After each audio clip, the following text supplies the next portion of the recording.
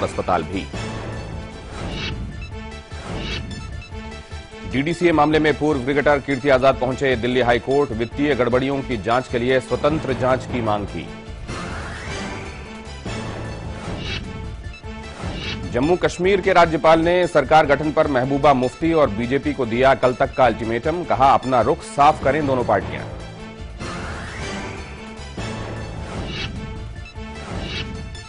Delhi police का बर्बर चेहरा आया सामने। रोहित खुदकुशी मामले पर प्रदर्शन कर रहे छात्र छात्राओं को जमकर पीटा। दिल्ली पुलिस ने दी सफाई। आंध्र प्रदेश में आरक्षण मांग रहे कापू समुदाय का आंदोलन हुआ हिंसक। रत्नाचल एक्सप्रेस की बोगियों और पुलिस वाहन में लगाई आग। मुख्यमंत्री चंद्रबाबू नायडू ने दिया आरक्षण का आश्वासन। मुंबई के पास रायगढ़ समुद्र में डूबने से 13 छात्रों की दर्दनाक मौत। कुछ और छात्रों के डूबने की आशंका। मौके पर बचाव का काम जारी। पुणे से पिकनिक मनाने गए थे छात्र। और रेयान इंटरनेशनल स्कूल के मासूम दिव्यांश की आई अंतरिम पोस्टमार्टम रिपोर्ट। फेफड़ों में पानी घुसने और दम घुटने की वजह से हुई थी मौत। एसडीएम की रिपोर्ट में सामने आई स्कूल की लापरवाही।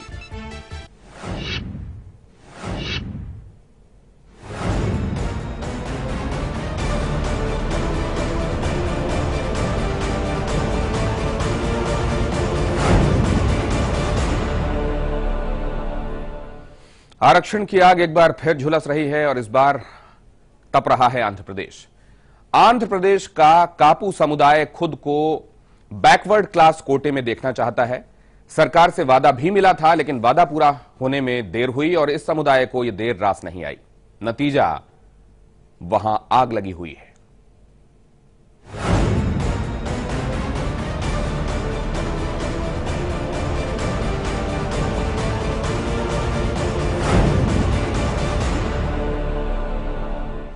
रविवार का दिन आंध्र प्रदेश के लिए हंगामे का संदेश लेकर आया। आरक्षण की मांग को लेकर कापू समुदाय के लोग सड़कों पर उतर पड़े। आगजनी करके अपना संदेश प्रदेश की चंद्रबाबू नायडू सरकार तक पहुंचाने की कोशिश की।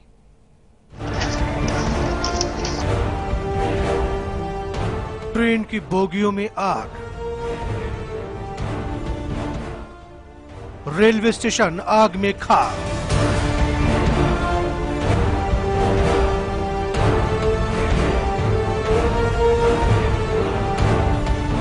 पुलिस थाने में भड़की चिंगारी।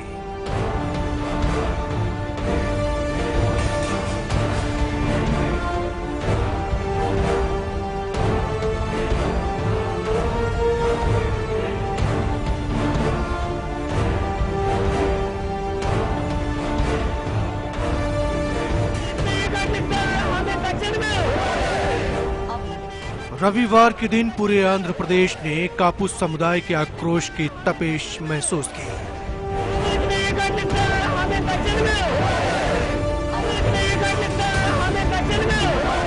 ओबीसी कोटे में आरक्षण की मांग को लेकर कापू संप्रदाय के लोगों ने ईस्ट गोदावरी जिले के तुनी में जमकर बवाल किया।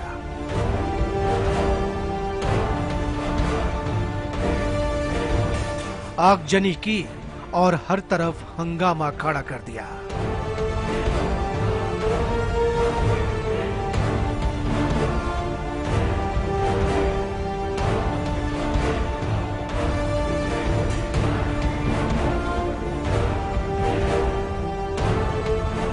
प्रदर्शनकारियों ने तुनी रेलवे स्टेशन पर खड़े रत्नागिरी एक्सप्रेस की बोगियों को आग के हवाले कर दिया।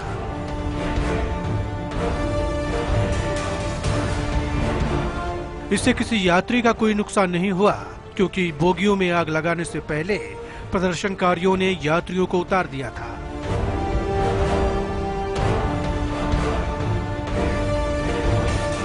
इतना ही नहीं, नाराज कापू समुदाय ने रेलवे स्टेशन में तोड़फोड़ भी की और एक पुलिस स्टेशन में आग भी लगा दी।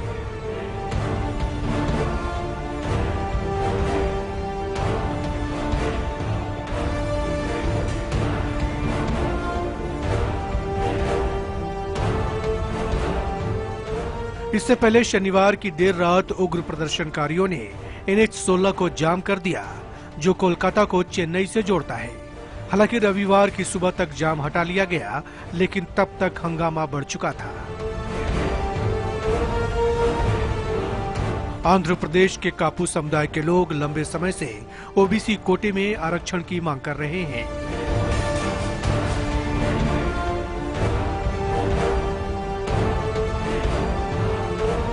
पहले की सभी सरकारों ने इसकी अनदेखी की।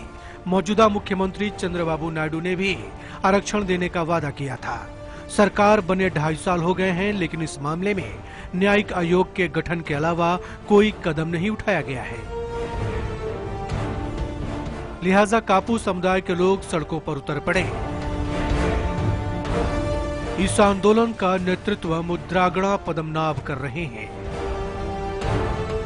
हंगामा शुरू करने से पहले तूनी में कापू समुदाय की रैली हुई, जिसको संबोधित किया इस समुदाय के नेता पद्मनाभ ने।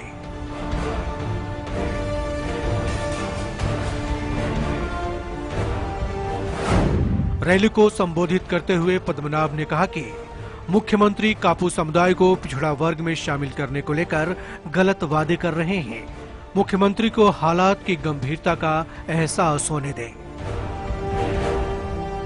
जाहिर है पद्मनाभ के ऐसे शब्दों ने आग में घी का काम किया और उसके बाद जो हुआ सबके सामने है।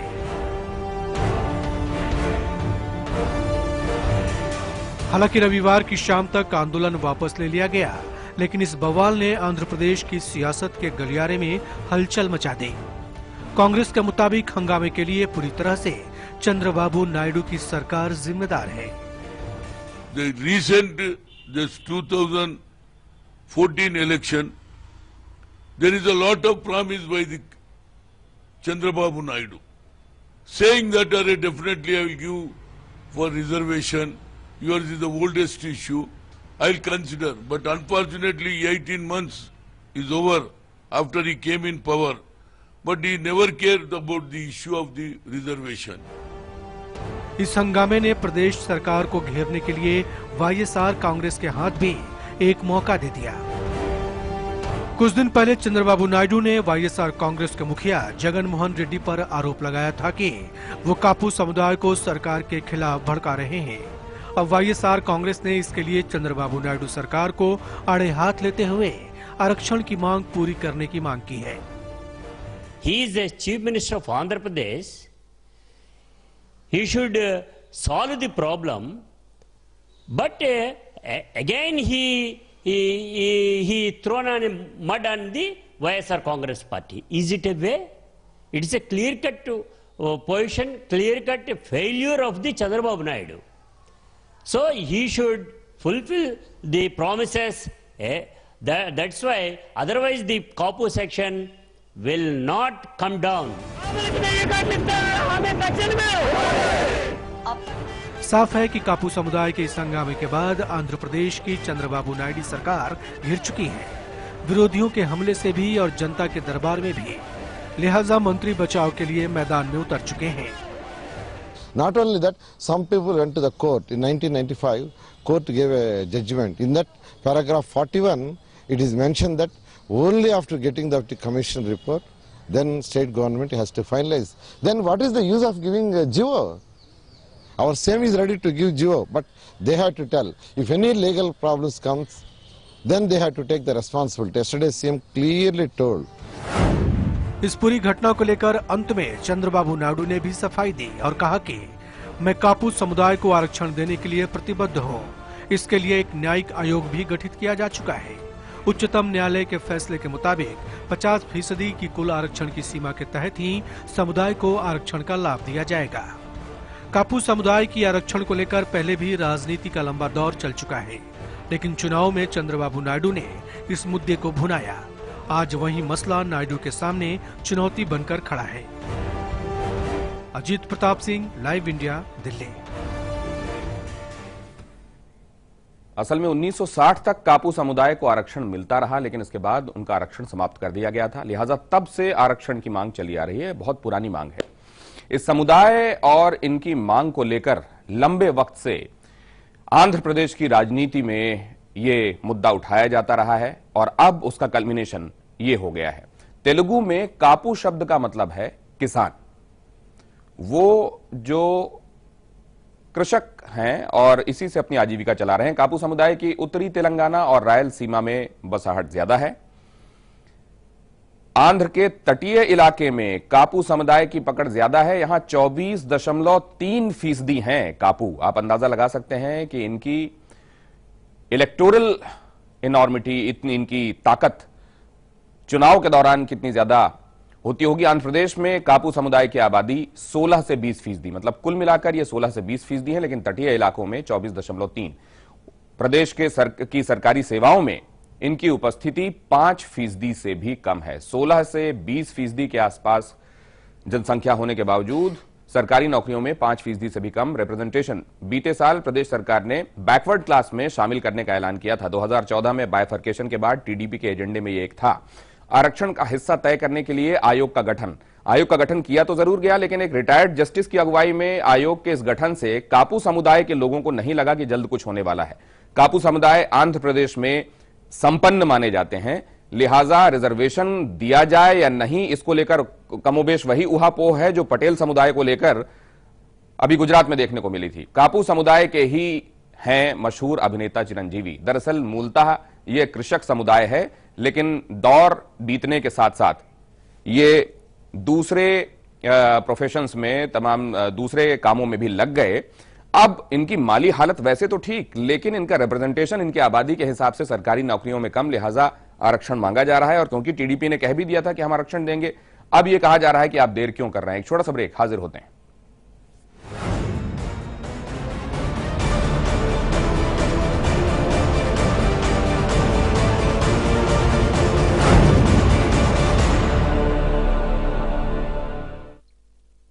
रूप Mantra Ayurvedic face cream and face wash. इसमें है 12 खास आयुर्वेदिक जड़ी बूटियों का संतुलित मिश्रण। ये कोई कॉस्मेटिक नहीं, आयुर्वेदिक औषधि है। एक शहर जो हर सपने को देता है उड़ान।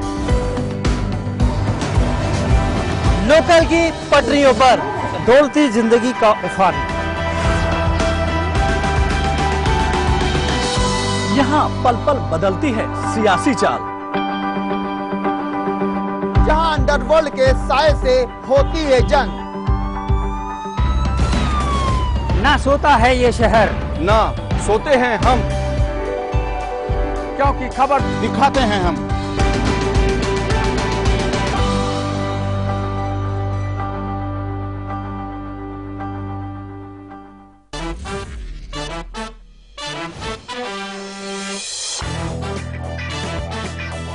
देखिए बॉक्स ऑफिस का हर रंग, बारात का पंच, सिर्फ लाइव इंडिया पर।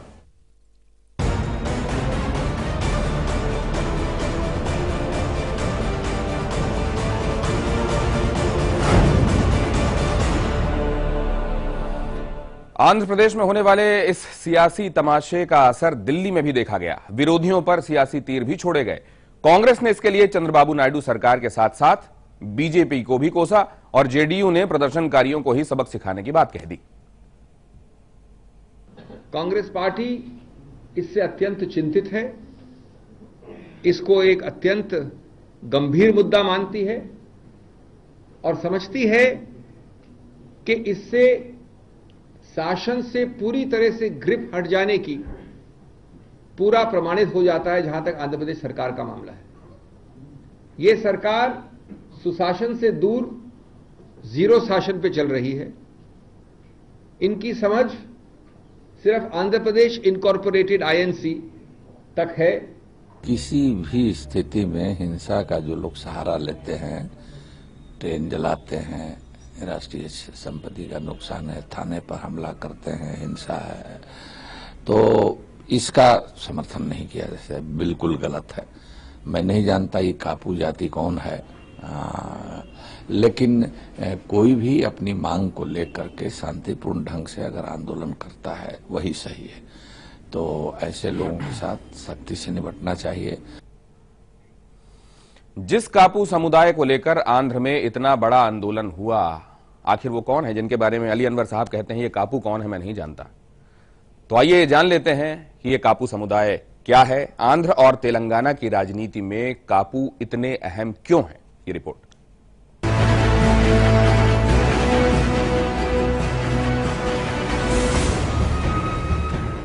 आंध्र प्रदेश में जिस कापू जाति के आरक्षण को लेकर आग भड़की है, आखिर वो हैं कौन?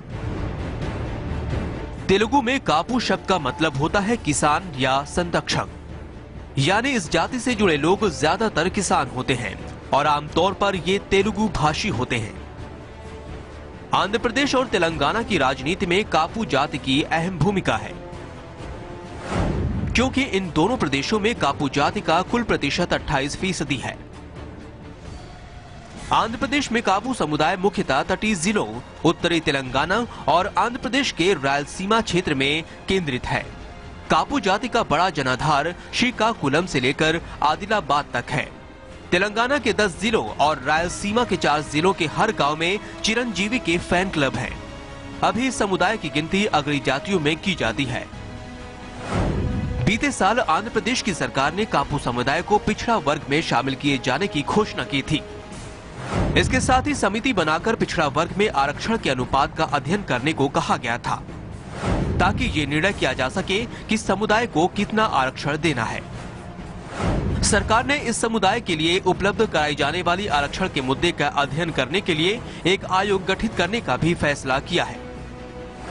समिति को समुदाय के लिए आरक्षण के अनुपात के बारे में सरकार को सिफारिश कर रिपोर्ट पेश करनी थी। खेतिहर जाति कापू की सीमांत में करीब 27% आबादी है। साल 2014 में टीडीपी ने चुनाव से पहले वादा किया था कि वो सत्ता में आने पर 6 महीने के भीतर कापू समाज को ओबीसी में शामिल करेगी। राज्य में चुनाव के बाद चंद्रबाबू नायडू सत्ता में भी आए। उन्होंने अपने मंत्रिमंडल में कापू समुदाय से ताल्लुक रखने वाले 6 मंत्रियों को अहम विभाग देकर एक संदेश भी देने की कोशिश की, लेकिन आरक्षण को लेकर उन्होंने एक आयोग बनाने से ज्यादा कुछ नहीं किया, और ये आंदोलन उसी का नतीजा है। Bureau report, live India. Bulletin में है एक छोटा सा ब्रेक और उस पार बात करेंगे एमसीडी वर्सेस दिल्ली गवर्नमेंट में दिल्ली के लोग क्यों परेशान हो, कूड़ा कूड़ा क्यों हो दिल्ली। एक छोटा सा ब्रेक के बाद।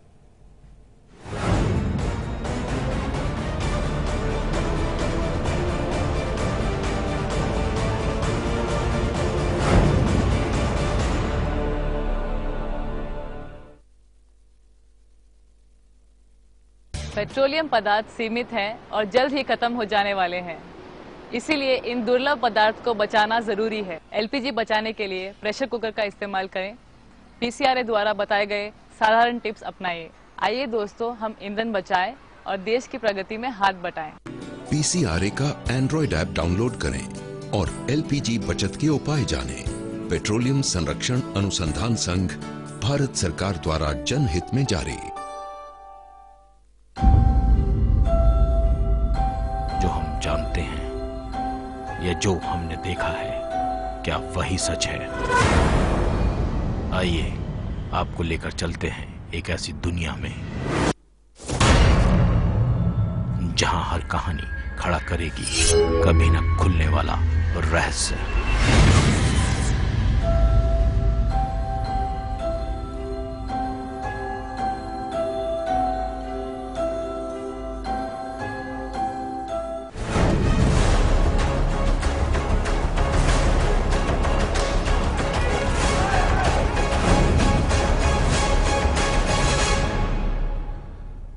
आज 6 दिन हो गए। दिल्ली में एमसीडी कर्मचारियों की हड़ताल का आज 6ठा दिन रहा। 6 दिन की हड़ताल से दिल्ली के हाल बेहाल हैं। दिल्ली के कई इलाकों में कूड़े का अंबार लग चुका है और इस बीच एमसीडी कर्मचारियों ने प्रदर्शन और तेज कर दिया है। एमसीडी कर्मचारियों ने आज शहरी विकास मंत्री वेंकैया नायडू के घर के बाहर प्रदर्शन किया। साथ ही दिल्ली के मंत्री कपिल मिश्रा के घर पर भी प्रदर्शन देखने को मिला। इससे पहले शनिवार को 4 महीने की सैलरी नहीं मिलने को लेकर हड़ताल कर रहे कर्मचारियों ने अपनी मांगों को लेकर दिल्ली विधानसभा अध्यक्ष रामनिवास गोयल के घर के बाहर भी प्रदर्शन किया। वो सीएम आवास के बाहर भी प्रदर्शन कर चुके हैं। वहीं डिप्टी सीएम मनीष सिसोदिया ने सरकार और एमसीडी के बीच फंड पर तकरार को लेकर आरोप लगाया कि एमसीडी में सैलरी के नाम पर बड़ा घोटाला हो रहा है।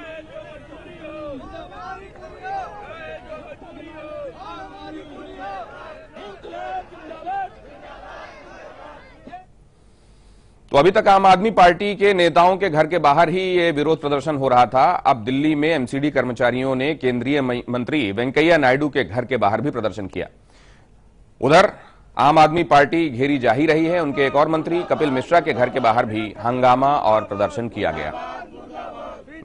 Venkaiah Naidu urban development minister Delhi, जो खुद को और स्मार्ट बनाने की होड़ में लगी हुई है, और हाल ही में जिन शहरों का नाम बताया गया केंद्रीय शहरी विकास मंत्रालय की तरफ से, उसमें दिल्ली का नाम भी शुमार था। लेकिन क्या ये लक्षण हैं स्मार्ट बनने के? और दूसरी तरफ कपिल मिश्रा जो मुखर होकर ये कह रहे थे कि हमने तो दे दिया है पैसे सैलरी के लिए, उनसे ये पूछिए कि 300 करोड़ से ज्यादा का इनके पास अभी बगैर खर्च किया हुआ पैसा क्यों पड़ा हुआ है, और इससे उन्होंने अपने एम्प्लॉयज को सैलरी क्यों नहीं दी। पार्किंग से और दूसरी ऐसी तमाम जगहों से जहां से इसको एमसीडी को आमदनी होती है, वहां से जो पैसे का कलेक्शन हुआ वो कहां चला गया। दिल्ली डेवलपमेंट अथॉरिटी से जो बकाया इनको लेना था, जो कि हजारों करोड़ का बकाया है, वो अभी तक एमसीडी ने क्यों नहीं लिया, और अभी तक डीडीए को इस बारे में उन्होंने कितने रिमाइंडर्स भेजे हैं और क्या किया है कि वो अपना बकाया पे करें। बहरहाल वो ठीकरा फोड़ रहे थे एमसीडी के ऊपर, लेकिन आप देखें एमसीडी के कर्मचारी खुद कपिल मिश्रा के घर के बाहर धरना प्रदर्शन कर रहे हैं।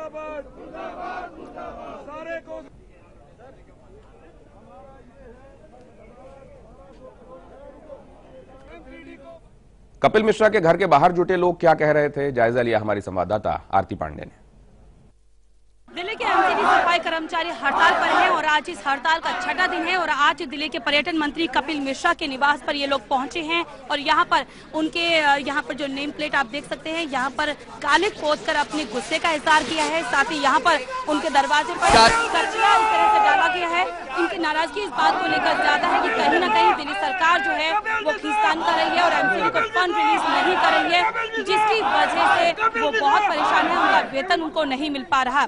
साथ ही हम आपको बताना चाहते हैं कि इससे पहले यहाँ पर कपिल मिश्रा को जैसे ही जानकारी लगी थी कि यहाँ पर सफाई कर्मचारी अपने गुस्से का इजहार करने के लिए आ रहे हैं, कुल मिलाकर दिल्ली के जो तमाम मंत्री हैं उनके निवास स्थान पर जाकर जो सफाई कर्मचारी है कूड़ा डालकर अपनी नाराजगी का इजहार कर रहे हैं, क्योंकि एक लंबे समय से वेतन और अपने एरिया न मिलने की वजह से वे परेशान हैं।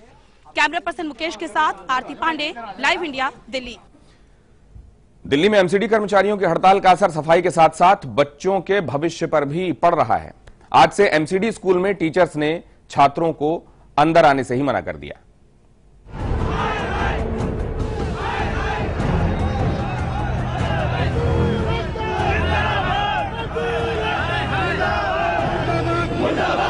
हर दिन के साथ दिल्ली सरकार और एमसीडी के बीच खींचतान बढ़ती जा रही है।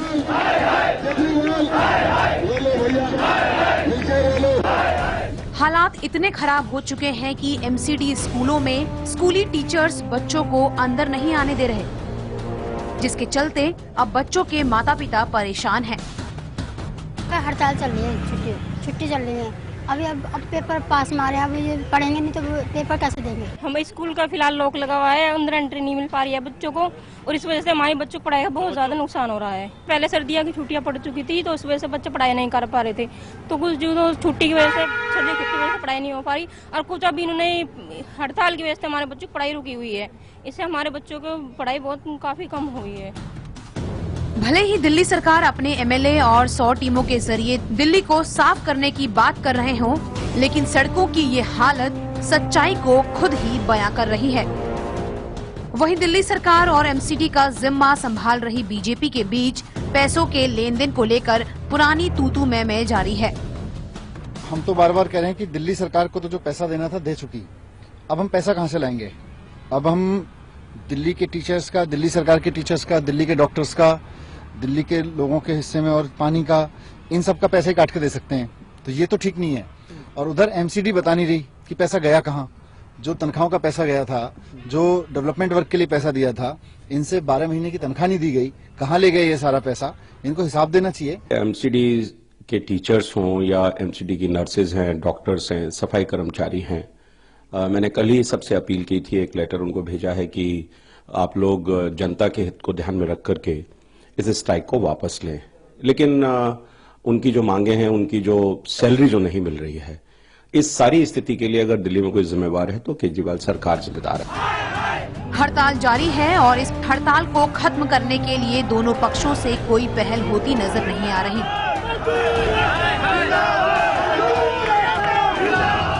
लेकिन एक अच्छी बात ये जरूर थी कि एलजी ने एमसीडी सफाई कर्मचारियों के साथ बात की। फिलहाल ये हड़ताल दिल्ली वालों को और कितना परेशान करने जा रही है, कहना मुश्किल है। दिल्ली के जो तमाम मंत्री हैं उनके निवास स्थान पर जाकर जो सफाई कर्मचारी हैं कूड़ा डालकर अपनी नाराजगी का इजहार कर रहे हैं, क्योंकि एक लंबे समय से वेतन और अपने एरियर न मिलने की वजह से वे परेशान हैं। कैमरा पर्सन मुकेश के साथ आरती पांडे, लाइव इंडिया, दिल्ली। अब गवर्नर ने इसमें दखल दिया है। नजीब जंग साहब लेफ्टिनेंट गवर्नर, असल में उन्होंने अब आपात बैठक बुलाई और इन सफाई कर्मचारियों के साथ बैठकर चर्चा की है। क्या यहां से कोई रास्ता निकलेगा और क्या वाकई ये सेंटर वर्सेस दिल्ली गवर्नमेंट इसी में ये पीसे जा रहे हैं? फिलहाल इतना ही।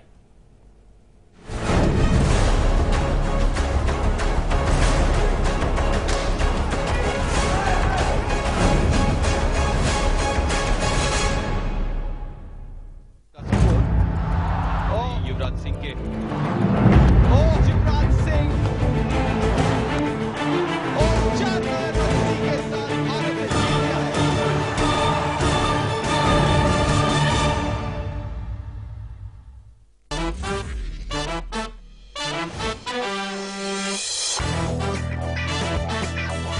देखिए बॉक्स ऑफिस का हर रंग, बारात का पंच, सिर्फ लाइव इंडिया पर।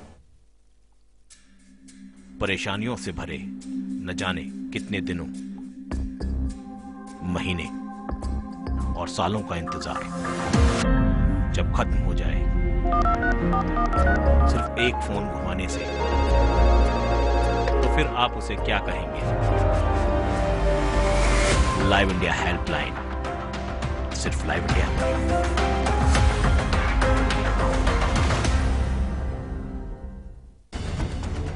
खबरों के ताने बाने से दिन भर की चुनी हुई 50 खबरें, हर वो खबर जो सीधे जुड़ी है आपसे। देखिए हमारे साथ लाइव 50 में।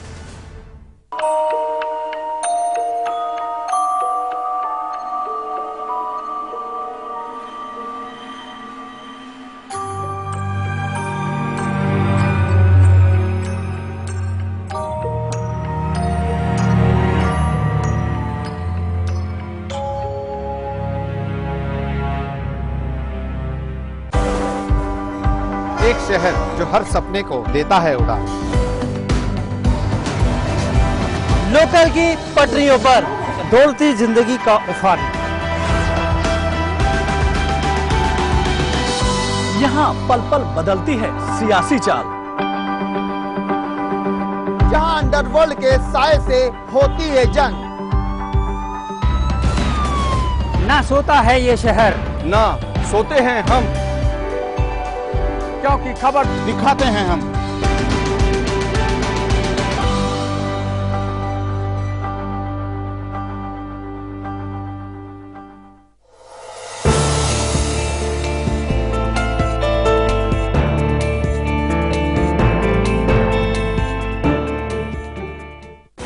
राजनीति के गलियारे की हर खबर, संसद से 7 RCR तक नजर है प्रधानमंत्री कार्यालय की गहमा गहमी पर। दिखाएंगे बंद कमरों की फाइलों और फैसलों का सर। रखेंगे पैनी नजर, लाएंगे हर खबर आपके पास पूरे भरोसे के साथ। लाइव इंडिया, खबर हमारी, फैसला आपका।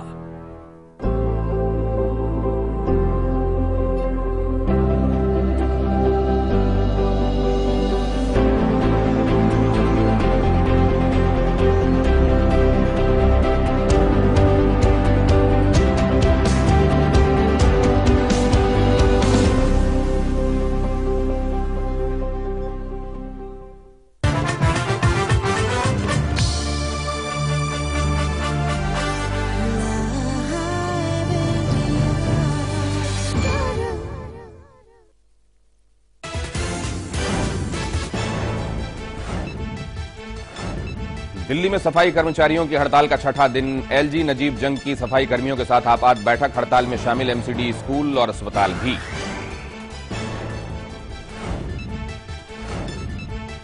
डीडीसीए मामले में पूर्व क्रिकेटर कीर्ति आजाद पहुंचे दिल्ली हाई कोर्ट। वित्तीय गड़बड़ियों की जांच के लिए स्वतंत्र इंटरोगेशन की मांग की।